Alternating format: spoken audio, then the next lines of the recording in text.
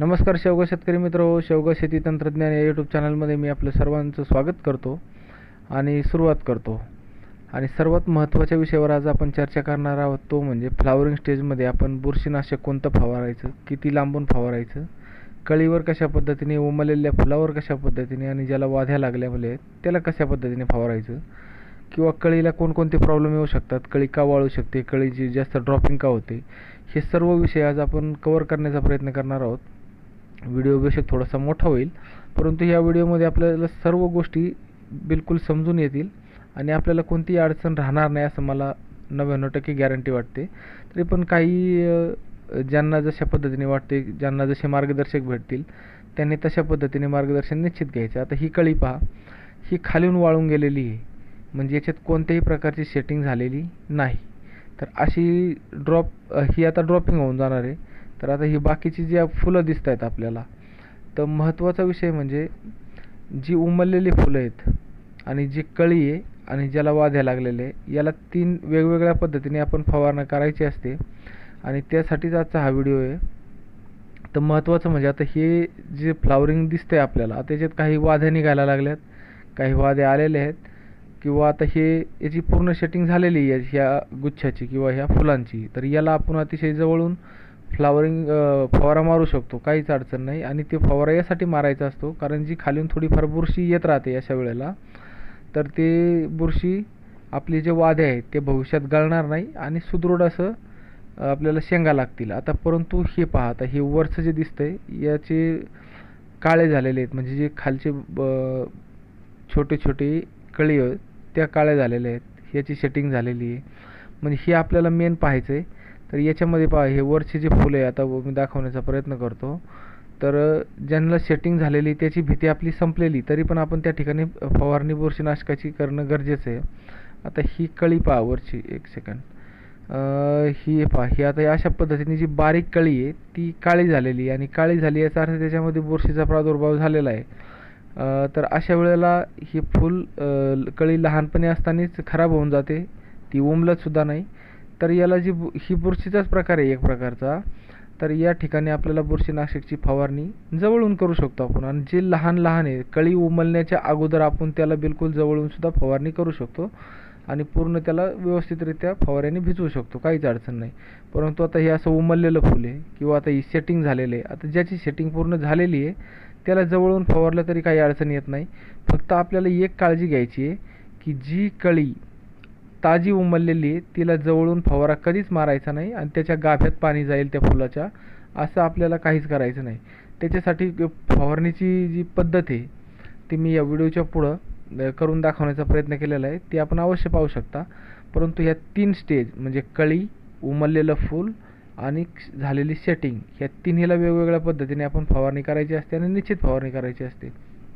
तर याच्यामुळं आपली सेटिंग जास्त होण्यासाठी निश्चित मदत होणार आहे आणि आपला जो बाग आहे तो चांगल्या प्रकारे आपल्याला उत्पन्न भेटेल ह्या हिशोबाने ते येणार आहे. तर ह्या गोष्टी आपण पाहून घ्यायच्या आणि त्या पद्धतीने आपण कारवाई जर केली तर आपल्याला काही अडचण येणार नाही. आणि मुख्य ह्या गोष्टी ज्या वेळेला जी फ्लावरिंग स्टेज असते, जे आपण ज्यांच्याकडून बी आणलं ते लोक आपल्याला एखादीच गोष्टी सांगत नाहीत, परंतु त्यांचा जर बाग जाऊन पाहिलं तर त्याला 400, 500, 600पर्यंत शेंगा आलेल्या असतात आणि आपण ज्यावेळेस करतो त्यावेळेस आपलं तेवढं उत्पन्न येत नाही. मग हे ज्या गोष्टी आहेत, काही शेतकरी सांगतात, काही शेतकरी सांगत नाही. तर ह्या यूट्यूब चॅनलचा उद्देश कोणताही स्वार्थाचा काहीच नाही आहे, फक्त एक शेतकऱ्यांची सेवा किंवा ज्यांनी नवीन लागवड झालेली आहे. आणि आता ही कळी लाल झालेली आहे पहा, तर लाल होणे म्हणजे ही बुरशीची प्रथम स्टेज म्हणायचं आणि त्याच्यानंतर त्याला पुढं जाऊन ते काळं होणार आहे आणि त्याच्यानंतर ते फूल खराब होणार आहे. आणि अशानंतर एकदा त्याच्या आतला जो गाभ्याचा गर आहे तो एकदा खराब झाला की त्याला कसंही फुल उमललं आणि काही झालं तर त्याची सेटिंग होत नाही. तर ज्यावेळेस हे लहान असतील किंवा आपल्या संपूर्ण झाडामध्ये 3 प्रकारचे फुलं तर 100% असतात. एक छोटीशी कळी असते या पद्धतीची, दुसरं अर्धवट उमललेलं फूल आणि काहींची सेटिंग झालेली. तर त्यांना वेगवेगळ्या पद्धतीने, काहींना जवळून काहींना लांबून, अशा पद्धतीने आपण फवारणी करायची असते.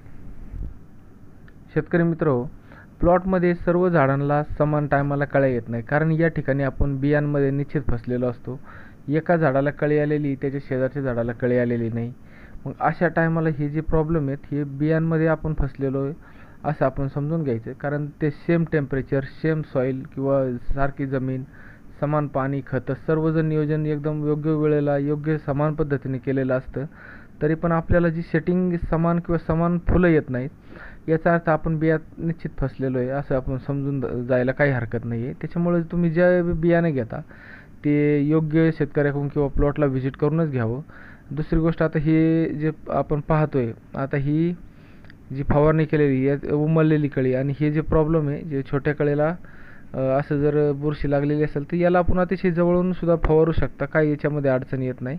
परंतु आता हे जसं शेड झालेली आहे याला पण आपण जवळून फवारू शकतो. परंतु त्यात ते काही फुलं अशी असतात की जी उमललेली नाही, तर त्याला थोडंसं दुरून किंवा 2 ते 2.5 फुटाहून जर व्यवस्थित फवारलं, गाभ्यात पाणी जाणार नाही आणि 1 थेंबाचे 1000 थेंब होऊन जसं फवारा बाहेर येईल, ह्या पद्धतीने आपण जर फवारलं तर निश्चितच त्या पद्धतीने फवारू शकतो. त्याच्यातून जवळ वाटत असेल, परंतु ॲक्च्युली हे अंतर 2 ते 2.5 फूट दुरून फवारलेलं आहे. आणि ही जी खराब झालेली वरची छोटी छोटी कळी आहे त्याला तुम्ही जवळून फवारू शकता. आणि याला भिजवलं तरी, म्हणजे जास्त फवारा मारला तरी चालेल, काय हरकत नाही. परंतु काही कळ्या जरी सद्यस्थितीला गेलेल्या असल्या तरी त्या बाकीच्या ज्या कळ्या आहेत त्या आपल्याला निश्चित येतील. आणि याच्यामध्ये एक नेटिव्ह मारू शकता किंवा कस्टोडिया मारू शकता. आणि ह्या जे थोडंसं महाग औषधं निश्चित आहेत आणि याच्यामधले जे कंटेंट आहेत ती सध्याची बुरशी तर घालवतात, परंतु जी भविष्यात येणारी जी बुरशी आहे त्याच्यावर पण कंट्रोल ठेवतात. बाकी सारखे M45 वगैरे या ज्या गोष्टी आहेत, हे आहे स्वस्त, परंतु ते काय करतं, चालू बुरशीत तेवढ्यापुरते थांबवतं, परंतु भविष्यामध्ये येणारे वगैरे याला ते रोकथाम करत नाहीत. त्याच्यामुळं त्याच्या नादी न लागता, म्हणजे मला कंपनीचा अपप्रचार करायचा नाही आहे, परंतु जे मी पाहिले, जे रिझल्ट मला आलेले आणि फ्लावरिंग स्टेजमध्ये कस्टोडिया झालं, नेटिव्ह झालं, हे एक अतिशय चांगल्या पद्धतीची बुरशीनाशक आहेत आणि ती फवारल्यानंतर आपल्याला अधिक काळपर्यंत हे देतात. आता हे प्लॉटमध्ये मी खूप शोधून असे हे झाडं काढलेली आहेत, कारण ज्या तुम्हाला आता दाखवता यावेत आणि ज्या अडचणी शेतकऱ्यांना येतात त्या व्यवस्थितरित्या तुमच्या समोर मांडता याव्यात, यासाठी मी हा प्रयत्न केलेला आहे. दुसरी गोष्ट, ज्याचं जे प्रमाण घ्यायचं आहे, समजा कस्टोडिया तुम्ही जर घेतली तर 1 मिली पर लिटर घ्यायचं आहे आणि जे नेटिव्ह आहे ते पण 1 ग्रॅम पर लिटरच घ्यायचं आहे. ह्या हिशोबाने त्याची फवारणी करायची आणि मारण्याची स्टेज मी आता तुम्हाला सर्वांना याच्या माध्यमातून सांगितलेलीच आहे, तर त्या पद्धतीने त्याला फवारून घ्यायचं आहे. आणि जर होता होईल शक्यतो कळी दिसायला लागल्याबरोबर जर आपण ही फवारणी केल्या तर ह्या सांगितलेल्या औषधाच्या, तर तुम्हाला तशी अडचण येणार नाही. आणि फांदीवर जर असे स्पॉट दिसत असतील तर ती पण बुरशीचाच प्रकार आहे, त्याच्यावर पण मारून घ्यायचे. माझा प्लॉटमध्ये जवळजवळ 200 ते 250 झाडं पडली होते वादळामुळं, तर त्याची अशी कटिंग केल्यामुळे असं झालं. याच्यावरून थोडंसं खराब व्हायला लागलेला असतो भाग, तर त्याच्यावर पण आपण ह्या बुरशी मारून घ्यायची, बुरशीनाशकची फवारणी करून घ्यायची. आणि तुम्हाला आता सर्व गोष्टी मला असं वाटतं याच्यात मार्फत कवर झालेल्या आहेत. तर व्हिडिओ आवडल्यास लाईक करा, शेअर करा, चॅनलला सबस्क्राईब करा आणि बेल आयकॉन दाबायला विसरू नका. कारण तुमच्या ज्या कमेंट्स असतील किंवा लाईक असेल, सबस्क्राईब जसे वाढतील त्या पद्धतीने मला पण जोश येत राहतो आणि मला असं एक सेवाभाव किंवा एक जे मी करतोय ती माहिती तुमच्यापर्यंत पोहोचवण्यासाठी निश्चितच आनंद होतो.